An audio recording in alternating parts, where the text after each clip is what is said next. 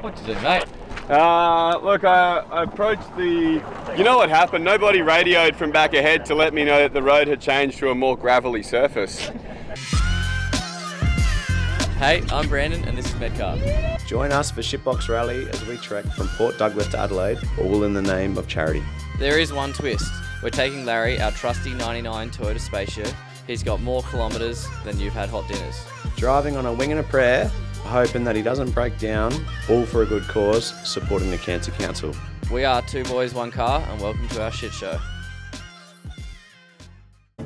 Alright, Louis, tell me what happened today.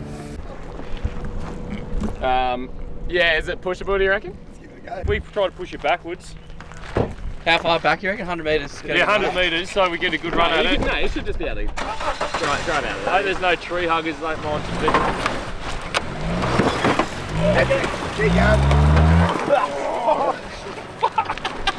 Hang on, before. To be honest, I don't really remember much of it. I was actually asleep for quite a long time because I was taking a break because Louis doesn't really like to drive because he's not a very good driver.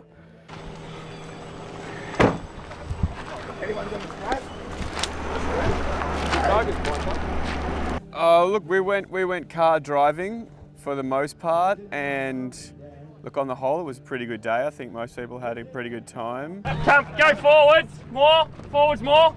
If you want to watch, you can just wait 10 seconds. I gotta say, like, I've known Mitchell for a pretty long time now, and he's pretty cool, calm and collected most of the time. But there was a moment today when, like, a little bit out of character, but also, you know, it's something he does from time to time. Sometimes he just gets a bit anxious, he just worries a little bit.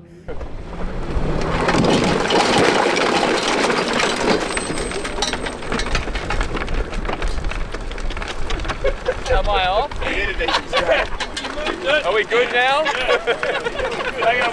So I was taking a break in the passenger seat. He said, "Mate, you got to take a break. I'm really nervous about driving, but like I'm starting to get nervous about you because you've done probably 98% of the driving on this trip."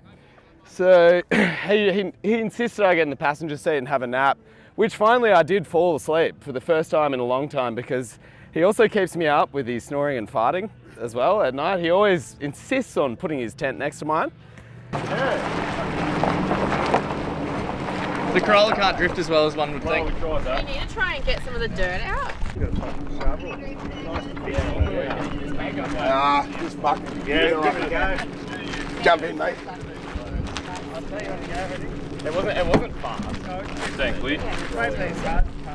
And we were driving pretty quick, and the road, the surface was a little bit less. It was a pretty loose surface. And I think Mitchell must have seen a kangaroo or an emu or something off to the side of the road, you know, because he fucking grabbed my leg really hard and kind of screeched a little bit. And because he did that, it alarmed me a little bit, and I twisted the wheel a little bit. Hang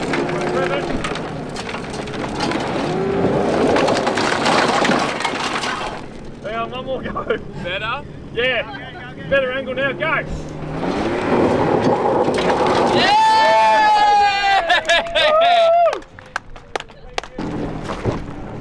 It'll go faster than the bumper on.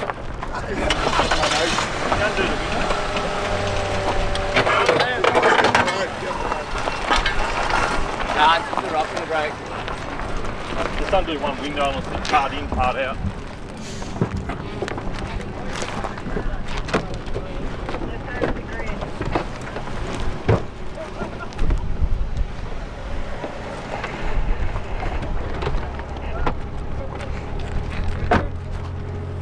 Fuck. You know, I woke up to like him giving a death rattle scream sort of thing and doing that thing that your mum does when you're a toddler when there's a near sort of miss, reaches across and puts his hand on your chest sort of thing because bracing for impact sort of thing. And I wake up and we're facing the wrong way and off the side of the road. You want me to cut this off, mate? Oh, absolutely. This is the shit we signed up for. Fuck yeah. And we almost went off the road one way, and then I overcorrected in the other direction, and fucking bam, car straight off the road. And anyway, look, I tried to keep calm afterwards because I didn't want to freak Mitchell out.